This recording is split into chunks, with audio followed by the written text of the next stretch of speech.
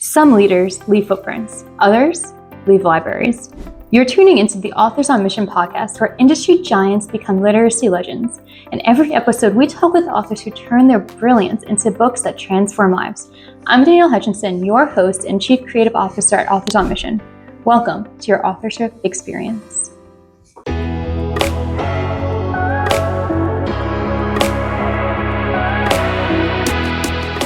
Okay, everybody.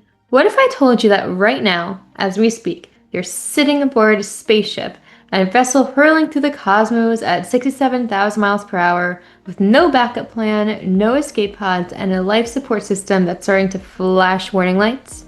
The difference between this spaceship and any other is that you're not just a passenger, you're the crew. And, according to today's guest, the decisions that you're avoiding might be the very ones that determine whether the ship makes it to its destination. Welcome to Authors on Mission, where we dive deep into the minds of visionary leaders who refuse to accept that's just how things are as an answer.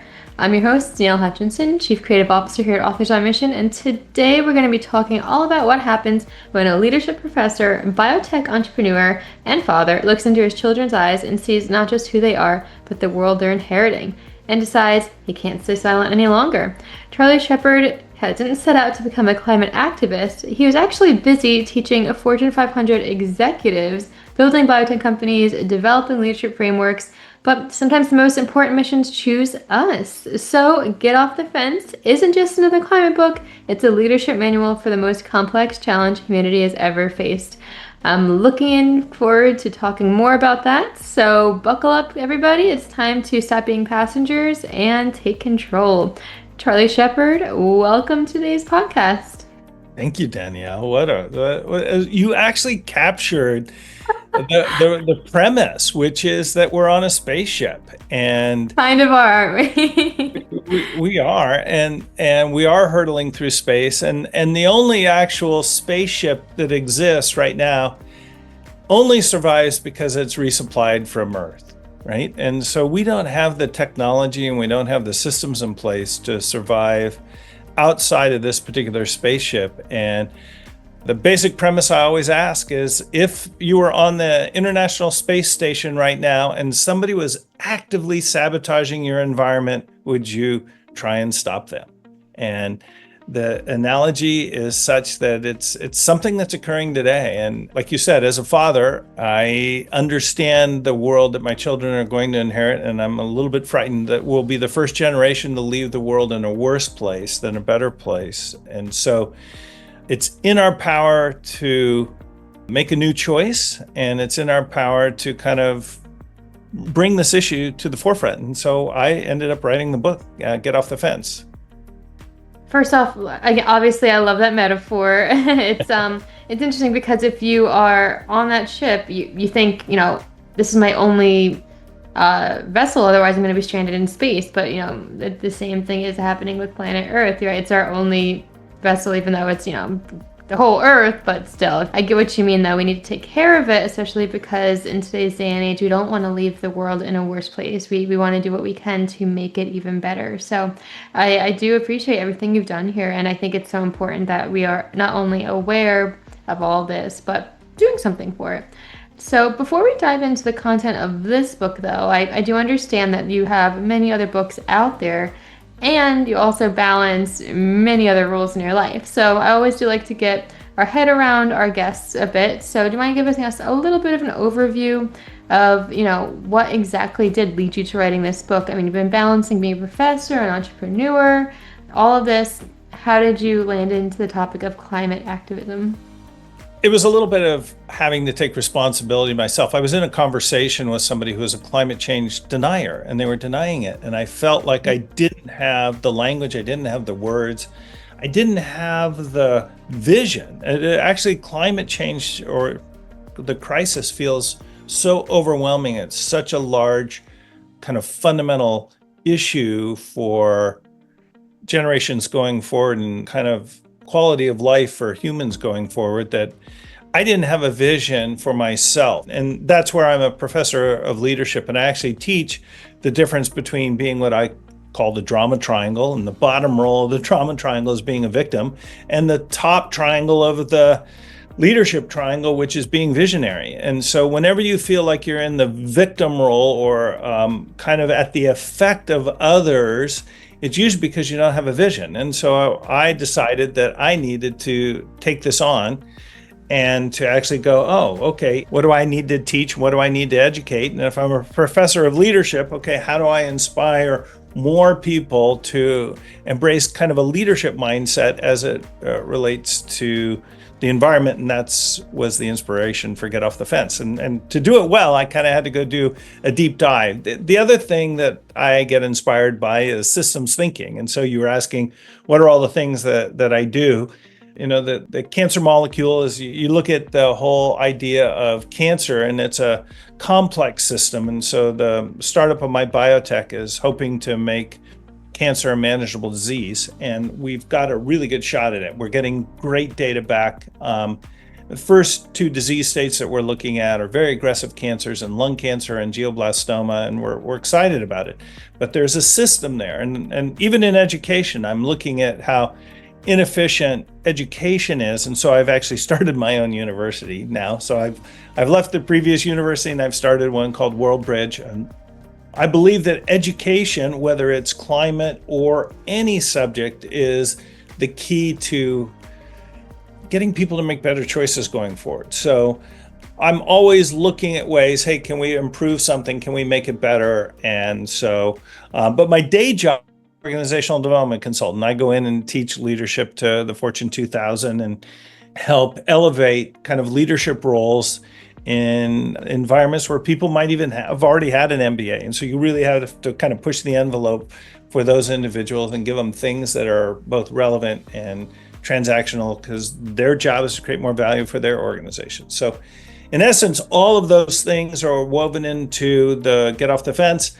But I needed an angle, right? I didn't want to be another climate change book. I went, okay, so what am I passionate about? And systems thinking is an area or a field of study that I love and have been looking at and exploring for a long time. And so the ultimate system for systems thinking is the environment. And so you can teach, right? The whole idea behind the book is it's an interlocking system. And when I saw people talking about the environment, they would usually talk about one separate item. They would talk about what's happening on the ice. They would talk about what's happening in the ocean. They would talk about what's happening with the forest fires. And it isn't one thing, it's an interlocking system that influences every other aspect of the system. And so my approach anyway was to take a systems thinking approach to taking a look at the climate crisis and what we could do to actually, in understanding the system, alter the system in a positive way.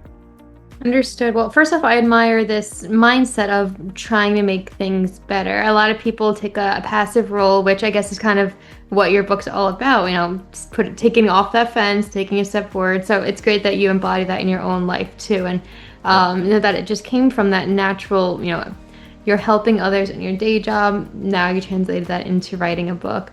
And I think that what stuck with me most of what you just said is the idea of the victim triangle. That's kind of interesting to think about, because a lot of what you do mention in the book when I was looking through it is trying to move people from victim to visionary. So perhaps that's an important concept we should chat about a little bit. What is this victim triangle? So when it actually came out of script analysis, and then Cartman really popularized it, and the drama triangle, as it's called, was used in family therapy. I'm sorry, so it's drama triangle. Drama triangle, yeah. Sorry for that. Okay. So the drama triangle, but it's the persecutor, the rescuer, and the victim, and it's a triangle, and people will flip inside of those roles. What happened for me as a professor of leadership, I was teaching, it was Rockhurst, and it was through the business school. I did a 2-week training in leadership. It was executive education, where we surveyed the executives at the beginning of the program, and we surveyed them at the end. And it was a 2-week residential, as much cutting edge stuff as we could probably bring into the environment. And the people that embraced the leadership concepts the most needed it the least, and the people that needed it the most embraced it the least. So as an educator, I didn't do my job. So it sent me down the research of what gets in the way of people developing their leadership. And this is when I came across the research that was done around the drama triangle, I needed to modify it a little bit in language so it worked in a business environment. So you're usually not persecuting people in business, you're adversarial. And so we went from adversarial to rescuer to victim. And the roles are the different. It created the basic contrast for thinking about leadership. And so the opposite of the adversary is the catalyst, the opposite of the rescuer is the coach, and most importantly, the opposite of the victim is the visionary. And so my definition of leadership is you're putting energy into the environment. My definition of drama is you're taking energy out of the environment. And so the drama triangle became a useful tool for helping somebody understand where they're at. Are they creating drama in their culture? Or are they creating leadership in their culture? And that was one of the first books that I wrote, which was, save your drama for your mama. Not really save it for the mama. It was just a fun title. But the real title is Leadership's a Choice. So I found myself in that conversation feeling like I didn't have a vision around what to do with the climate crisis. I felt like I didn't have a way of conversing with somebody who is denying the challenges of climate at that point in time. And so for me, the opposite, when I'm feeling like that energy where, oh my gosh, I'm not making a difference in this person, and I feel like I'm being a victim as it relates to the world's kind of trajectory as it relates to climate, I went, I need to step in. I need to try and do something. And that's where I kind of went, well, what are my powers? And I can write. And I'm an educator. And I also understand the power of metaphor. A lot of the books tackle it from the point of view of science. Right. What I'm looking at doing, much like the spaceship example, is I'm creating metaphor. I use the same metaphor as like, if you knew there was a 10% chance of an airplane crashing, would you get on that airplane and take all of your family on it with you? And the answer is no. It's the same idea that if we think about through the lens of metaphor, we can understand something really complex as it relates to the interrelationships of the various aspects of climate. Wow. Well, first off, I think it's great that you do incorporate those metaphors, especially when it comes to writing. So many readers are going to put down a book if they don't connect with it, if they don't understand it. So by making it like a spaceship or adding a little bit of humor, which is another thing you do a lot, is that the jokes and the humor within there, it brings people closer to the text and makes them more involved with it, more willing to continue on reading. So I can see why you used that as a strategy when you were writing. Even if somebody doesn't, like if you don't want to read the science and the data and the research, read the first paragraph. Every single one of the chapters starts with a metaphor. And if that's too long for you, I wrote a poem to start every chapter. There's a haiku. And so you can really get it in the most simplest way, the concepts and level setting, the ideas and the concepts. I tried to make it as accessible. And I guess the other aspect is I don't know the page of the diagram that's on the back of the book off the top of my head. I will suggest it's early in the book. Oh yeah, here it is. So it's on page 59, but the interrelationship, the interlocking patterns, just as a visual, I think helps people to understand how there are feedback loops, and we have accelerating feedback loops that are a huge part of systems thinking. And in understanding what's occurring with the climate, you have to understand that when you introduce an element like carbon into the atmosphere through the burning of fossil fuels, it doesn't just dissipate. And there are natural systems that will sequester the carbon, but what's happening is the major way that we're sequestering carbon right now, and it's going to potentially cause the acidification of the ocean, is the ocean environment. And what most people don't realize is most of our oxygen generation happens from phytoplankton. So if we change the ocean's chemistry and we then change the phytoplankton, everybody thinks, oh, we're losing the jungles, right? It is the old adage, if the ocean dies, we die, because it is so important that the pH chemistry of the ocean is a stable environment for the oxygen generation. If already the pH has changed, if your body changed the pH as much as the ocean's already changed since we've been introducing carbon into the environment, you wouldn't be here. You wouldn't be able to survive it. And so we're playing with these large scale systems that are not easy to change. It's not like, we got the Montreal Protocol. We were able to, remove the ozone damage, and we were able to be successful. And we have historical evidence, right? The River Thames was poisoning because it was used as sewage for all of, the area around London, and they cleaned it up. And so we've got examples of when government intervention has come in and done the right things in an accelerated way. We've treated our atmosphere like a free sewer. And when you burn by the way, I don't have a problem with the petroleum industry. I don't have a problem with people using petroleum or anything that creates carbon. Just pay to have it removed. It is not a free sewer.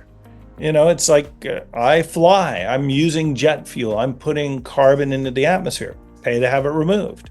And that's what we need is if everybody's paying to have it removed, the free market system will actually have the right choices that we need to make going forward into the future. We need to figure out ways of pricing the removal of what we've put into the environment, which we've considered to be a free cost. And you and I have benefited by living in the United States. We've truly benefited in the past by having so much carbon that we've been able to put into the atmosphere, which fueled the industrial age. So we need a true market level price for putting carbon into the atmosphere, and that will shift to renewables. It will shift to whether it's nuclear or new technology investment along those lines. We just need to have it be a level playing field. And so that's one of the most important things that we can do. Just put a price on removing carbon from the atmosphere if you want to use it. It's got a cost. It's not free. Right, not free, and also, not just monetary, but the work involved too, because it's just going to take a lot of people to commit. I would assume, right? Like, well, there's economies of scale. If I sit there and I offset my jet fuel for a flight, I'm not making any material difference in the atmosphere. This is where governments need to step in, and we need to have a nationwide protocol. Here's what's, the real risk right now is we could set off Depression era economic impact. And it's like I ask everybody, is your financial situation good enough to handle something that would be worse than the Great Depression? So most people don't recognize that because of sea trade, all of the great cities around the world are next to water. And usually that water that they're next to, almost all of them, other than in some ways the Great Lakes, cities like Detroit, but most of the, eastern seaboard, the western, the England, Bangladesh, all these countries, all these cities, they're in their country, their economic centers are based upon trade. Trade's based upon shipping. They are seaports. You can just look it up. We start to lose the frozen water, that's captured in the Antarctic. It's just like the economic impact on everyone, let alone all the natural disasters, right? The biggest cost right now, I know of wineries right now that can't even sell their wineries out in California. They're actually going out of business because they can't afford the insurance on their property. And so what's going to start happening is we get more disasters like what happened down in Malibu in the Palisades area, or these different environments as more and more aggressive fires happen that wipe out. Well, insurers are going to have to, insurance companies are in the business of making money. So they're going to start pricing the model. And so a huge portion of what things are going to cost to live isn't going to be the interest on the mortgage. It's going to be the insurance on the house. And so again, can you afford it? And so I believe it's in everybody's economic interest to actually make this the number one issue. And it doesn't matter if you're a Republican, Democrat, or independent, conservative. I don't care if you're in a communist country. It should be your number one issue because it's going to affect so many people. Carl Sagan had an interesting insight, and this happened back in 1990, and so in 1990, like in 1960, we really started putting significant amount of carbon into the atmosphere around the world, and again, if everybody had the U.S. standard of living, again, it would be game over. But the U.S. started putting a massive amount of carbon. By 1990, we knew, and this was one generation later, and this was the inconvenient truth. Al Gore went out there, talked about it. And then the climate scientists got in and they had to change the language, and instead of calling it global warming, they call it climate change. And of course, climate always changes, and so everything got mitigated. And there was actually an 11-year period where a sunspot was actually cooling the Earth. So everybody's going, how can you call this climate or global warming when it's colder? And so we didn't get the momentum and the traction that we needed to politically at that point in time. And Carl Sagan said, look, we've invested trillions in the military industrial complex. And he goes, and if you look at when it started, because we were worried about Russia, what we invested in the percentage chance there would be a nuclear war, and that was just a small percentage. We thought there could be a nuclear war, so we invested massive amounts of the U.S. economy into the military-industrial complex, of which we really haven't gotten a lot of value. Maybe it mitigated it. Maybe it would stop nuclear war, which doesn't seem like it's that likely because nuclear war is mutually assured destruction. So it's not like we needed to have that kind of military infrastructure that we have at the cost that we've had. And so as 1990, he goes, can we put the same effort towards climate? He goes, which will happen, right? Could we make that investment? And he goes, in that investment, everybody would benefit. The military industrial complex only benefited a few. There are a few people that got very, very wealthy on the trillion that got invested in the military industrial complex.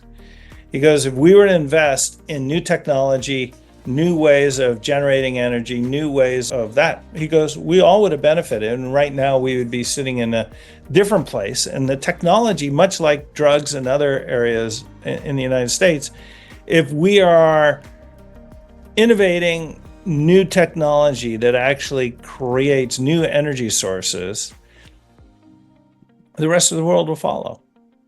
It's very hard to be in a leadership position when we're leading from behind. Right now, in just nuclear reactors, I think China's doing 10x of what the United States is as far as energy production. And with AI coming, and it's coming, it's going to be used. It's not going away. Right. We need a massive amount of energy production. That's going to be the biggest aspect. Is AI uses a huge amount of energy, and we're not making the types of investments in more sustainable energy sources that will allow us to mitigate. Coal is not an answer. And I'm not saying, look, again, petroleum, I don't have an issue with the petroleum industry. Just pay for it. Pay for removing the carbon out of the atmosphere. If you're going to use nuclear, pay to store it in a way that's ecologically viable and safe. But we've got to figure out new technologies, and we have to, we need to be authors on a mission. How about that? We have to have a mission mindset about what we're trying to achieve in the world. And that means for Republicans, Democrats, conservative, independents, it wasn't the number one issue in the last election. And so my voice is trying to be out there, getting it to be the number one issue. And it doesn't matter what you do something, get off the fence. You have a particular point of view. If it's plastic straws, it's like, get involved, get engaged. Number two, we need to price carbon into whatever our cost is. It's the atmosphere is not our free sewer. So much like you pay to have your garbage removed, probably every week, right? You pay to have it. We have to pay to have that removed. And then make it the number one issue. Politicians will do whatever, they're in business to get elected. So if we make this the number one issue, then our politicians are going to change. Right, right. Well, first off, thank you for sharing that huge history with me. I am familiar with a lot of what you said, but I think it's really impressive you're able to condense years of, transformation and philosophies into that little tidbit right there. And now I think all of our listeners also are on the same page, and we know exactly, where you're going with this. And I think that's great because any author does need to be able to concisely really put everything together that they've been writing about.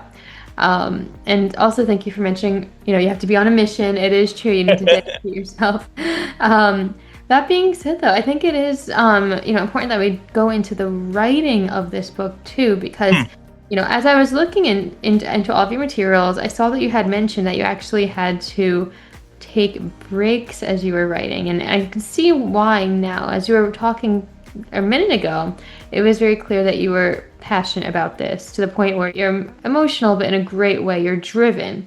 So I can see how putting that onto a page is a taxing topic to do because you're just simply writing about it. And I wonder if you could share a little bit about that. You had to take breaks, restrict yourself to 1 or 2 pages at a time. You described moments where tears wanted to flow. So how did you balance all of this, being so emotional while also embedding actionable steps? I actually think the tears was the person that wrote the introduction. He was reading it, and the tears flew. My mistake then. Yeah, no worries. But it is passionate. I do feel passionate. So one, I love writing haikus. I write them for fun. So the fun part was writing the haiku. I love that. The second part is I understand the metaphor. So the writing for it. And by the way, the research is already out of date. Like climate is moving so quickly. But the first thing that I would do would be literature review. So I would kind of condense the literature review and I'd put the research for whatever the chapter was. I guess the first thing I did, I started building the impact and the visual metaphor, which became the architecture of the book. So I knew what the chapters were.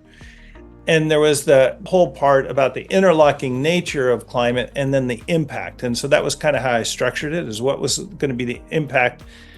This was introducing the term ecocide. Excuse me, we all know what homicide is when you kill somebody, and genocide was an invented word for Nazi Germany, right? So that was a word that was invented. And then ecocide is another word that's invented, which is the wholesale killing of an environment. So there were things that were around that caught my interest because I love language and I like kind of transformational language. And I got curious about how did global warming change the climate change, and how did climate change how did the language of just shifting that? Seems like such a simple thing, but it was actually pretty nefarious. It was pretty nefarious because global warming was catching on, and then it became climate change, and then it got into science and scientists arguing about science. It just felt, it was like a lot of wasted breath. And people were talking about it in small compartments. So once I had the structure, I did the literature review. Once I did the literature review, I could take a look at, okay, how am I going to convey this one concept, whether it's the forest fires, or if it's the loss of ice, or if it's the warming of the ocean, and how am I going to create the relationship between all of those? But then the fun part, right? Once I had the science part and I could actually put the references together so it was well researched, then I go, okay, what's the metaphor? And that's where I'd have to think about it. And by the way, coming up with 31 unique metaphors of an accelerating feedback loop is hard, right? Okay, oh man, I already used the truck going down the hill with its brakes, losing its brakes, right? So I had to come up with, okay, what's another metaphor for conveying this kind of complexity? And that part was fun for me. And yet it had to be factually accurate. So that would be the structure of the process, chapter at a time, putting it together. Editing's hard. I'd send it out to other editors, and editors would come back with it, and they changed my voice. So they made the English better, right? They sometimes made the sentence structure better. And if it lost my voice and my meaning, then I'd have to edit the editors. So that was usually it. I'd get a rough draft, I would edit it, I'd send it out to editors, the editors would come back, and then I'd have to write it again. Understood. And so it's kind of a process then between training with editors and going back to you. And I think a lot of writers find that cycle a little bit frustrating. How was that for you? I'm guessing you learned from each round and you were able to adapt accordingly, or was there any challenges you had to overcome in that way, or what was that process like for you? It's challenging in that it's hard. I actually had the individual, Alan Parker, who's a colleague of mine in Australia. He's won the Order of Australia, and we both do organizational development consulting. We also teach negotiations and have worked with unions and management and getting collective bargaining agreements across the place. But we're dear friends for over 40 years. And I'd been sitting there, he'd known about the book for a long time. And the irony is, he actually said to me, hey, Charlie, what's the title of your book? And I go, Get Off the Fence. And he goes, exactly. Would you get off the fence and get that out there and published? And so it was a little bit along the lines of, I'll iterate and iterate and iterate. And so I had a dear friend that kind of called me on it and said, finish the book, get it out there into the world. Because I'll sit there and go, okay, how do I refine this? How do I get this perfect? It's not quite there. I'm putting my name on it. How do I get it to where I want it to be? And there it is. He kind of pushed me. That pushing was able to get me off the fence and get the book kind of finished and out there in the world. Well, it is so important to have a team by your side, somebody, just to give you that little push and say, let's get it done. The message has to be shared, and also that guidance. And that's why all authors, I do recommend to you, if you're listening, you do need that editor, you need that teammate, it can't just be solely written by you. You need to get some outside perspective too. So it's great that you were able to do that, Charlie.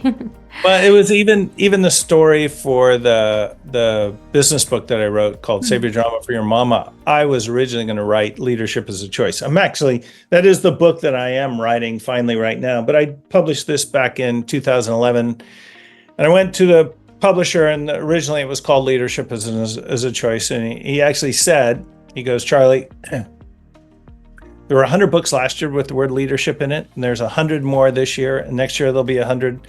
And he goes, and I'm going to tell you something, it may not be self-evident to you. And I go, what's that? He goes, people don't buy business books, they buy business books titles. And so you got to come up with a better title. So it's like, get people to give you advice. That's kind of key. You're bringing up the exact right issue is get as many people's voices involved with your project. That's perfect. And like the tip about the title too, you need to make it unique, something that's going to stand out to get people to, actually want to pick it up and learn more about it. Yeah. So all of this being said, you've offered a ton of guidance for us, and this is only one of your many books. So if anybody wanted to get in touch, learn more, stay connected, what would be the best method for doing so? So I'm on LinkedIn. I'm just rebuilding my LinkedIn page. It was the weirdest thing. I've never had anything hacked before. A real estate agent took it over for a while. I've gotten it back. But one of the ways they can get in touch with me is they can definitely get on LinkedIn. Buy it on Amazon. The Get Off the Fence book, I think I've got it 99 cents, right? 99 cents. It is not a big, but every review that comes in is helpful. Like if a 5-star review, there's a certain amount of threshold that builds books and builds their credibility out there. I'm putting it out there for the world so that, and if you have the Kindle Unlimited, I think is what it's called. I can't remember, but then it's free, right? So either way, you have access to the book, you have access to the information. I think you'll find it inspiring. And you will know more than most people. You'll know about 2 subjects. You'll know about systems thinking, you'll learn. And the second thing is you'll have hopefully a clear path forward for yourself about what choices you want to make and commit to as it relates to the climate and us architecting a future on this planet that we can all be proud of. All right, well, thank you for that. And, we're going to put the links to all of this in the podcast description box today. So, take Charlie's words to heart, and all you have to do is go ahead and click that link and get yourself started. So, really perfect stuff there. I appreciate it. And it's really, 99 cents. It's marketed for wide distribution. It's so easy to grab it. Just go out and do it, everybody. So, Charlie, I'm wondering, if you have anything else that you might want to share with the audience today, any tips and actionable strategies that they should be employing as a first step after they end today's podcast? Well, I think as it relates to climate, the first thing is get yourself a little bit educated.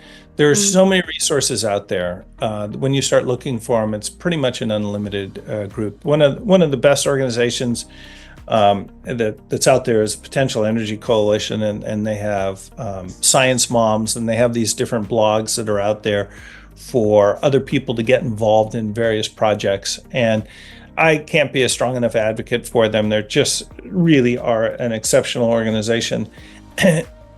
There's enough movements. I guarantee you there's people that are engaged with climate all over your geographic area, wherever it is there is a movement. I just think you have to find the thing that resonates for you. Once you get involved in it, you'll get more involved in it, because once you get educated, you go, oh my gosh, whatever we think about as far as, there's so many issues that are out there in the world. There's just this one 100% is more important than any other issue.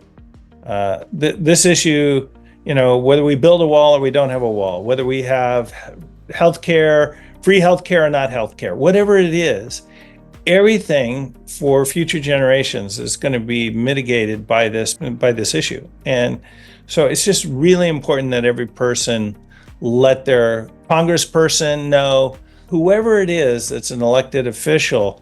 The more we can make this the number one issue, we'll get the resources that we need from the government and laws, and set the standard for how we can truly elevate climate to becoming the number one issue in this country. And here's the thing, the climate right now is a political issue. It's not a technological issue. We can shift to a different type of economy that is actually based upon greener technologies. We're never going to be fully green. It doesn't matter. So long as we've actually made the shift, we're using more carbon than ever before. So we've got to make a change. Got to make that change. Yeah. And you have some really solid actionable steps right there that you just laid out for us, stuff that I think anybody could, work towards themselves. And also, just the more of that we implement it, the more it'll combine, and then eventually the bigger changes would come. So I do appreciate all of this. And guys, this is very important. So go ahead and click those links and check out the books and all the resources that Charlie just mentioned. He's got it laid out for us. All you have to do is literally just get off the fence. Thank you, Charlie, it's been a real pleasure having you on. This is clearly a huge topic that relates to humankind in general, and I love your passion behind it and how knowledgeable you are, and you've shared a lot with us. So again, thank you for joining us. It's been an incredible episode. Fantastic. Thank you, Danielle. Of course. And everybody else, if you're listening, remember Get Off the Fence is available. We have all the links for you. Remember, the real call to action is not just to buy the book, but take action. Stop waiting for someone else to fix what we collectively can address. So if this conversation stirred something in you, don't let it settle. Find Charlie online, get in touch. He reminds us you matter more than you realize. And also check out our other episodes. And to everybody else, until next time, keep leading, keep questioning, and keep building a future we all want to live in.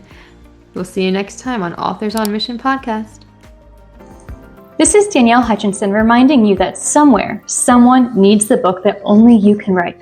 Visit authorsonmission.com to start your legacy. Until next time, keep leading, keep inspiring, and keep thinking in chapters. Have a great day.